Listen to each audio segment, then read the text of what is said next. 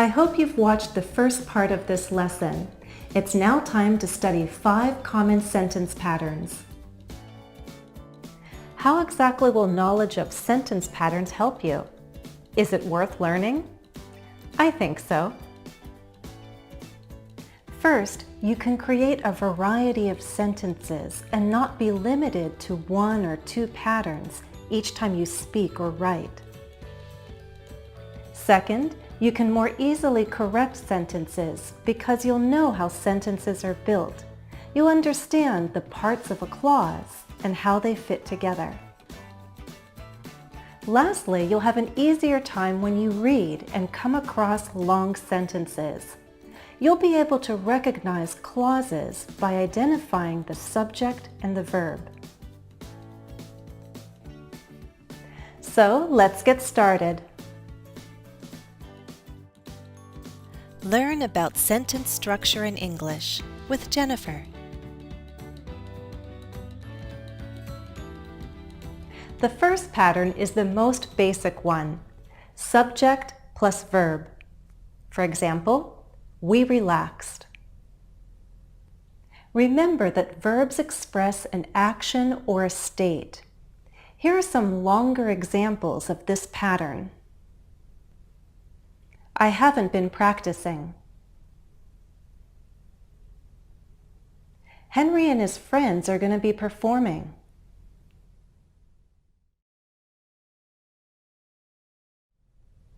The second pattern adds one more element, subject plus verb plus object, a direct object. For example, they played music. Some verbs take an object. We call these transitive verbs. Direct objects are objects of verbs. Someone or something is acting upon the object, performing on the object. For example, they played music. Played what? Played music.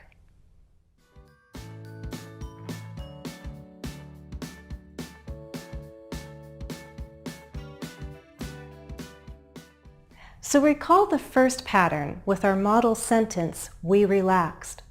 There was no object. Some verbs don't have an object. They don't need one. We call these intransitive verbs.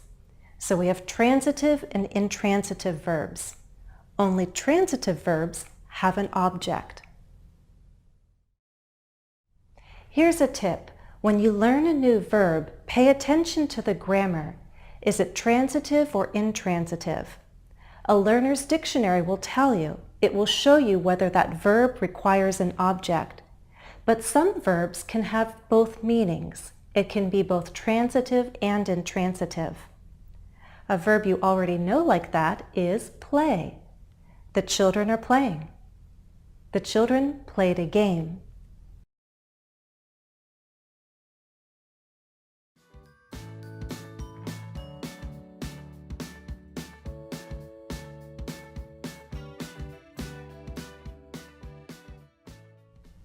Here's a quick note on objects. Objects are nouns or anything that behaves like a noun. This includes pronouns, gerunds, could even be a whole clause, but that's for another lesson. Both sentences, subject-verb and subject-verb-object, can add on one more unit called an adverbial. An adverbial can be a single word, a phrase. It could even be a whole clause, an adverb clause, but that's for another lesson. Here's what you need to know. Adverbials add information. This information answers questions like where, when, why, how, which includes other how questions like how long, how often, how much.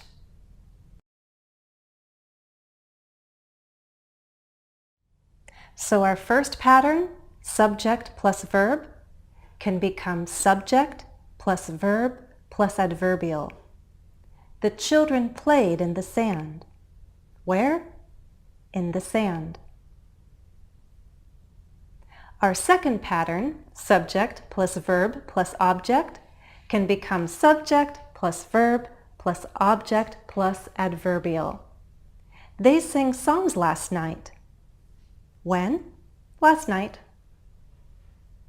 We can have more than one adverbial in a sentence, and adverbials aren't always in a final position. They sang songs on the beach last night. How many adverbials? 2. Where? When? Watch this rewrite. Last night they sang songs on the beach. When you start using more than one adverbial in a sentence, they usually follow an order: manner, place, time. Time usually goes last. But be careful not to make your sentences too long and too wordy. What I understand is that some adverbials are necessary and some are optional. Let's look at some examples. Tom and his 2 roommates lived there. The party lasted till dawn. I put my name on the waiting list. Would these sentences make sense if we took out the adverbials? No, they're necessary. Now look at these next 2 examples. People danced all night long. I'd like private lessons with Jennifer. I'd argue that these adverbials could be omitted. We'll talk more about terminology in a couple minutes. The third basic sentence pattern has 3 parts: subject plus verb plus complement. For example, today was fun. Fun is the complement. And we could add an optional adverbial to this pattern. Today was fun as usual. That's subject plus verb plus complement plus adverbial.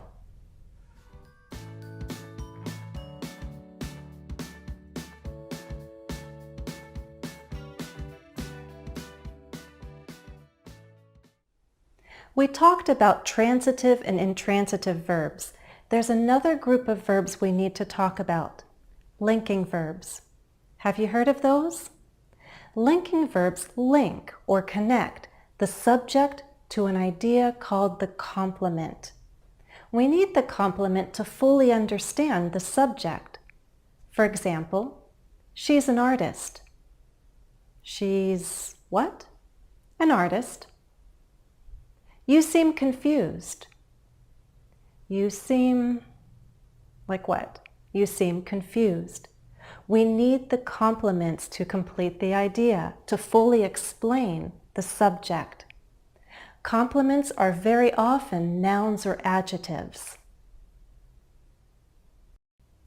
Here's a list of common linking verbs: appear, be, become, feel, look, seem, sound, taste. There are a few others. After these linking verbs, you'll usually see a noun phrase or an adjective phrase. But adverbs and prepositional phrases can also fit this sentence pattern. She's upstairs. She's in her studio. Not everyone agrees on labels. We agree that adverbs and prepositional phrases are adverbials. But can adverbials be complements after a linking verb? I think so. But if the terminology is confusing, then just remember this: we need subject plus linking verb plus more information about the subject. That information is necessary. So we always need more information about the subject after a linking verb.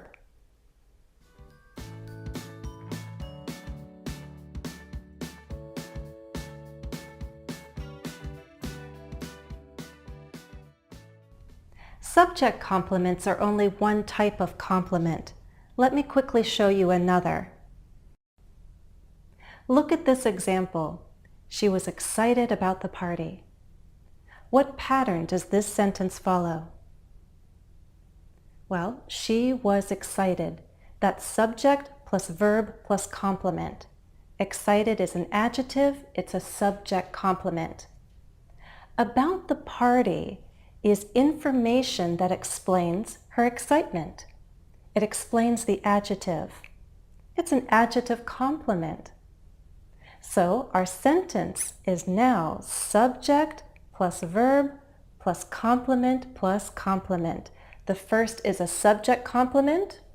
It links to the subject with a linking verb. And then we have an adjective complement directly after the adjective. So complements define or fully explain another part of the sentence. Adjective complements are very often prepositional phrases. If you'd like to learn more collocations like excited about and afraid of, you can watch my series of videos on prepositions.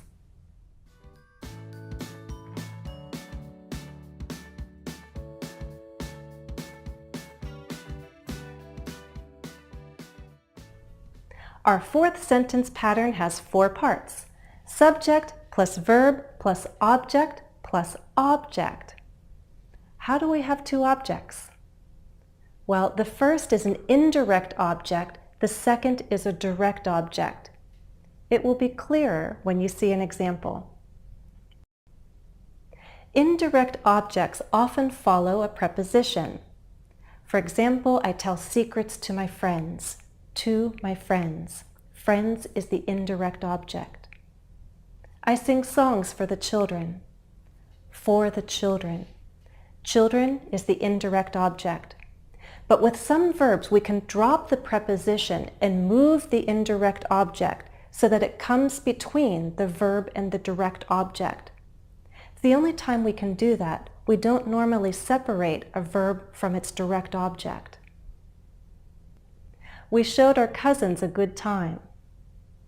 What did you show? A good time. That's the direct object. Who did we show it to? Our cousins. That's the indirect object. The indirect object is often the one who receives the action. We showed our cousins a good time. Indirect object, direct object.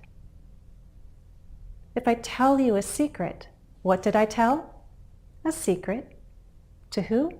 To you. Tell you a secret. I sang her a song. Sang her a song. Indirect object, direct object. The basic pattern is subject plus verb plus object plus object. We can add an adverbial.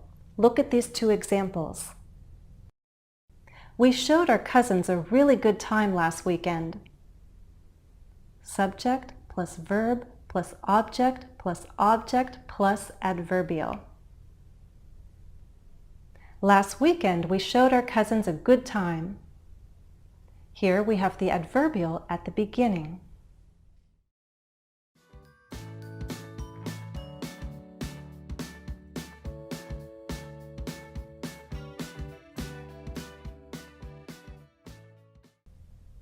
We've talked about subject complements, and I've shown you adjective complements directly after an adjective. Get ready for the 5th sentence pattern. It's subject plus verb plus object complement.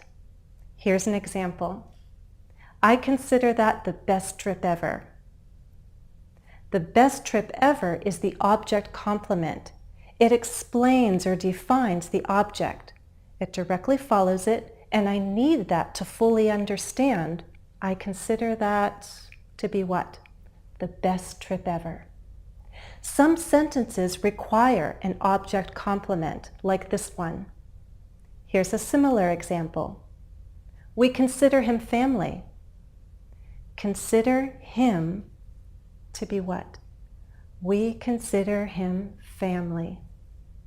Here's a nice example. You make each day special. You make each day what? Special. We need the adjective, we need that word as the object complement to explain the object.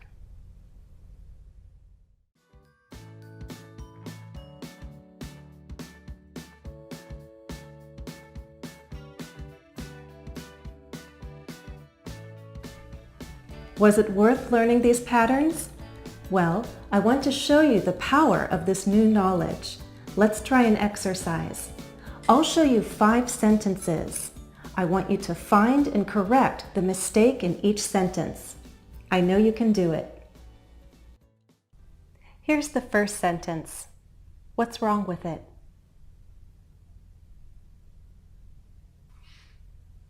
Put is a transitive verb. It needs an object. The sentence pattern should be sentence, verb, object. You put what on the table? You put it on the table. You put the vase on the table. Here's the second sentence. This sentence has no subject. The basic pattern should be subject, verb, object. Who missed the bus? Put in a subject.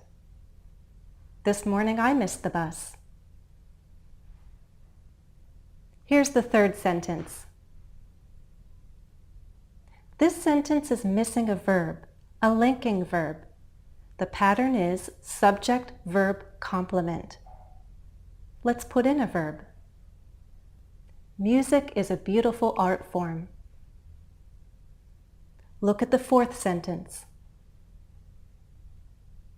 This sentence has 2 objects, and they're in the correct order, but if you put the indirect object first, you need to drop that preposition.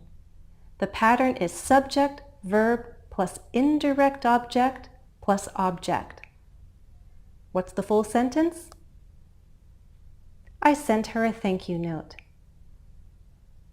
Here's the 5th sentence. This one's more challenging. Can you figure out the relationship of all these parts? Identify the subject and the verb. This whole experience has made. Does the verb have an object? Me. Has made me what? We need a complement, an object complement. Subject, verb, object, and object complement. Has made me what? A better person. Remember, the 5 basic sentence patterns are subject, verb, subject, verb, object, subject, verb, complement, subject, verb, indirect object, plus direct object, and sentence, verb, object, and object complement. And we can add adverbials to these patterns. I hope you found this lesson useful. That's all for now. Thanks for watching and happy studies.